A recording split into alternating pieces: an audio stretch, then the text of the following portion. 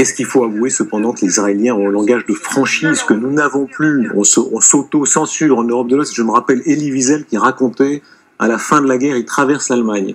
Et il dit, oui, Elie Wiesel pourtant était un doux parmi les doux, mais il disait, j'éprouvais un sentiment de bonheur, de vengeance en voyant l'Allemagne bien écrasée, c'est-à-dire les immeubles, les maisons, les villes et les villages écrasés. Et il disait, oui, j'ai ressenti de la vengeance face aux Allemands. C'est un sentiment humain aussi. Écoutez cette voix du monde juif UD, alors c'est Michel Boujna, vous voyez, c'est pas un grand général, etc., mais c'est une voix tout à fait intéressante dans le discours qu'il tient là. Il exprime cette opinion d'une grande partie de la diaspora juive ou d'Israéliens, disant, mais on a tout à fait le droit de mener une guerre totale comme les Occidentaux l'ont fait sur d'autres théâtres d'opération dans l'histoire. Écoutez-le.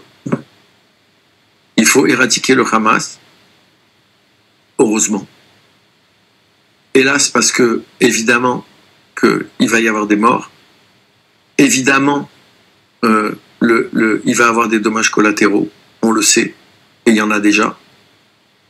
Mais quand les Américains, ils ont bombardé Berlin, ou Dresde, personne n'a rien dit. Tout le monde a trouvé ça légitime. On luttait contre les nazis. Donc, je dirais même que même Hiroshima, il